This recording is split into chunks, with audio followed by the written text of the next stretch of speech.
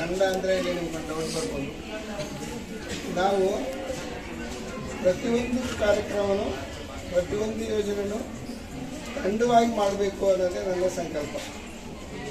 ಇದರಲ್ಲಿ ಯಾರು ದೊಡ್ಡವರು ಯಾರು ಚಿಕ್ಕವರು ಅನ್ನೋದಲ್ಲ, ಎಲ್ಲ ಸಮವರ್ತಿಯಾಗಿ ಸಮಭಾವನದಿಂದ ಹೆಚ್ಚು ಕಮ್ಮಿ ಇದ್ರೂ ಸರಿತೂಗಿಸ್ಕೊಂಡು ಹೋಗಬೇಕಾಗಿರೋದೇ ತಂಡದ ಉದ್ದೇಶ.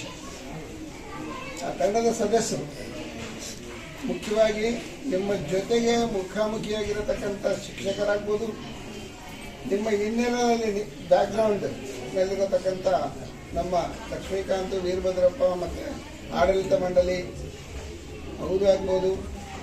ಮತ್ತು ಅದೇ ರೀತಿಯಲ್ಲಿ ನಿಮ್ಮನ್ನು ಈ ಒಂದು ಪ್ರೋತ್ಸಾಹ ಕೊಟ್ಟು ಓದೋದಕ್ಕೆ ಅವರು ಎಷ್ಟೋ ಕಷ್ಟವಿದ್ದು ನಿಮ್ಮನ್ನು ಓದಿಸ್ತಾ ಇರತಕ್ಕಂಥ ಪೋಷಕರಾಗ್ಬೋದು.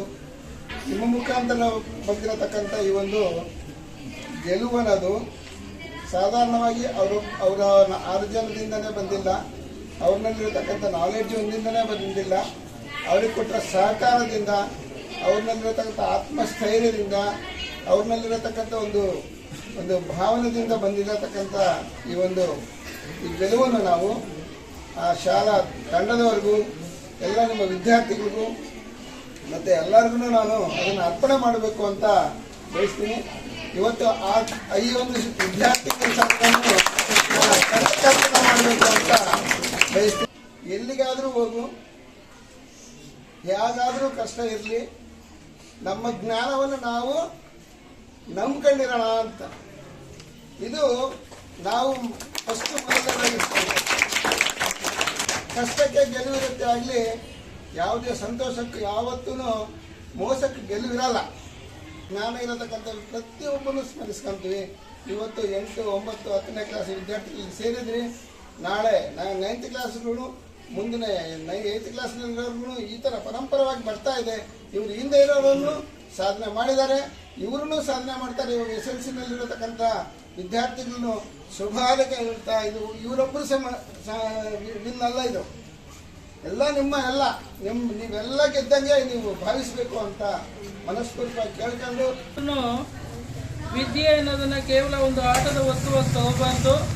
ಪ್ರತಿಯೊಬ್ಬರು ಚಾಲೆಂಜ್ ಆಗಿ ತಗೊಂಡು ಭಾಗವಹಿಸಿ ನಿಮ್ಮನ್ನು ಹೆತ್ತಂಥ ತಂದೆ ತಾಯಿಗಳಿಗೆ ಹಾಗೂ ವಿದ್ಯೆ ಕಲಿಸಿದ ಪಾಠಶಾಲೆಗೆ ನೀವು ಕೃತಜ್ಞತೆಯನ್ನು ಸಲ್ಲಿಸುತ್ತಾ ಯಾವಾಗಲೂ ಯಾವುದೋ ಒಂದು ಕಾರ್ಯಕ್ರಮದಲ್ಲಿ ನಿಮ್ಮನ್ನು ನೀವು ತೊಡಗಿಸ್ಕೊಂಡು ಪ್ರತಿಯೊಬ್ಬರಿಗೂ ನಿಮ್ಮ ಪಾಠ ಮಾಡಿದಂಥ ಶಿಕ್ಷಕರಿಗೆ ಗೊತ್ತಾದ ಈಗಿನ ಒಂದು ಸಂದರ್ಭದಲ್ಲಿ ಪ್ರತಿಯೊಂದು ಜನಗಳು ಕೂಡ ಪೋಷಕರು ಯಾವ ಶಾಲೆ ಯಾವ ರೀತಿ ನಡೀತಾ ಇದೆ ಅಂತೇಳಿ ಅವರ ಮೈ ಮನಸ್ಸು ಎಲ್ಲವನ್ನು ಕೂಡ ಕೇಂದ್ರೀಕೃತವಾಗಿ ನೋಡ್ತಾ ಇರ್ತಾರೆ.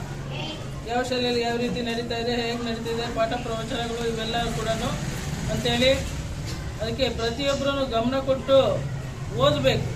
ಟೀಚರ್ ಮಾಡಿದಂಥ ಪಾಠಗಳ ಬಗ್ಗೆ ಹೆಚ್ಚಿನ ಆಸಕ್ತಿಯನ್ನು ತೋರಿಸಿ ಹೆಚ್ಚು ಕ್ಲಾಸ್ ರೂಮಲ್ಲಿ ಗಲಾಟೆ ಇಲ್ದಂಗೆ ಮಾಡಿಕೊಂಡು ನೀವು ಚೆನ್ನಾಗಿ ಓದಿ ವಿದ್ಯಾಸಂಸ್ಥೆಗೆ ಒಳ್ಳೆಯ ಹೆಸರನ್ನು ತಂದುಕೊಡ್ಬೇಕು.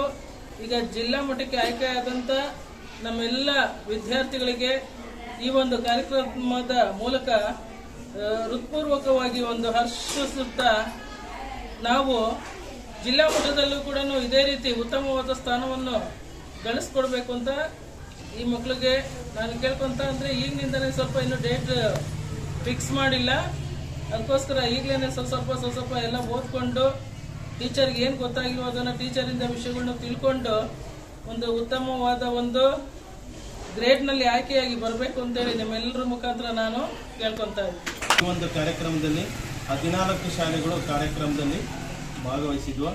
ಆ 14 ಶಾಲೆಗಳಲ್ಲಿ ನಮ್ಮ ಲಿಟರರಿ ಶಾಲೆ ನಮ್ಮ 10ನೇ ತರಗತಿ ವಿದ್ಯಾರ್ಥಿಗಳು ಈ ಒಂದು ಕಾರ್ಯಕ್ರಮದಲ್ಲಿ ದ್ವಿತೀಯ ಸ್ಥಾನವನ್ನು ಪಡ್ಕೊಂಡಿದ್ದಾರೆ. ದ್ವಿತೀಯ ಸ್ಥಾನವನ್ನು ಪಡ್ಕೊಂಡು ಜಿಲ್ಲಾ ಮಟ್ಟಕ್ಕೆ ಆಯ್ಕೆಯಾಗಿದ್ದಾರೆ. ಎಲ್ಲಾನು ಫೇಸ್ ಮಾಡೋಕ್ಕೆ ರೆಡಿಯಾಗಿರ್ಬೇಕಾಗುತ್ತೆ. ಅಂದರೆ ನಮ್ಮಲ್ಲಿರೋದು ಒಂದೇ ಒಂದು ಅಸ್ತ್ರ, ಅದು ನಮ್ಮ knowledge. So we must cover all the things. ಯಾವುದೇ ಪ್ರಶ್ನೆ ಬಂದ್ರೂ ಅದಕ್ಕೆ ನಾನು ಆನ್ಸರ್ ಮಾಡಬಲ್ಲೆ, ಯಾವುದೇ ಥರ ತಿರ್ಚಿ ಮರ್ಚಿ ಪ್ರಶ್ನೆ ಕೇಳಿದ್ರು ನಾನು ಆನ್ಸರ್ ಮಾಡಬಲ್ಲೆ ಅನ್ನೋ ಮಟ್ಟಕ್ಕೆ ನಾವು ವಿದ್ಯಾರ್ಥಿಗಳು ರೆಡಿಯಾಗಿದ್ದರೆ ಇಂಥ ಕಾಂಪಿಟೇಷನ್ನ ನಾವು 100 ಇದ್ರೂ ಗೆಲ್ಬೋದು. ಆ ಆತ್ಮಸ್ಥೈರ್ಯ ನಮ್ಗೆ ಬರುತ್ತೆ. ಅದನ್ನು ನಮ್ಮ ಮಕ್ಕಳು ಪ್ರೂವ್ ಮಾಡಿದ್ರು. ಅಂದರೆ ಅವ್ರು ಯಾವುದೇ ಜಾಗದಲ್ಲಿ ಕೂತರು ಕೂಡ ಆನ್ಸರ್ ಮಾಡಿದ್ರು. ಎಂಥದ್ದೇ ಪ್ರಶ್ನೆ ಕಿಚ್ಚಿ ಮರ್ಚಿ ಕೂಡ ಕೇಳಿದ್ರು ಕೂಡ ಆನ್ಸರ್ ಮಾಡಿದ್ರು. ಅದಕ್ಕೆ I am very thankful to. Practical ಆಗಿ ಎಲ್ಲಿ ಇರುತ್ತೋ ಅಲ್ಲಿ ನಮ್ಮ ಮಕ್ಕಳು ಚೆನ್ನಾಗಿ ಪ್ರತಿಭೆಯನ್ನು ಹೊರಹೊಮ್ಮಿದ್ದಾರೆ ಅಂದರೆ ಮುಂದೆ ಅದು ಮೊದಲ ಹೆಜ್ಜೆ ಸುಗಮವಾಗಿರುತ್ತೆ.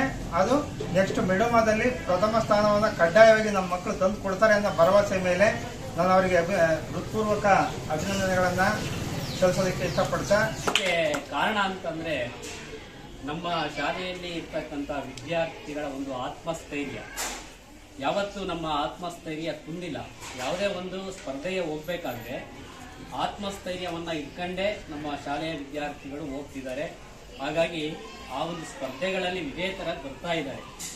ಇವತ್ತು ಏನು ಆತ್ಮಸ್ಥೈರ್ಯ ಇತ್ತು ಮತ್ತು ನಮ್ಮಲ್ಲಿ ಒಂದು ಛಲ ಇತ್ತು, ಪರಿಶ್ರಮ ಇತ್ತು, ಅದೆಲ್ಲ ಕೂಡ ಇವತ್ತು ಇದಕ್ಕೆ ಕಾರಣ ಅಂತ ಹೇಳೋದಕ್ಕೆ ನಾನು ಇಷ್ಟಪಡ್ತಾ ಇದ್ದೀನಿ.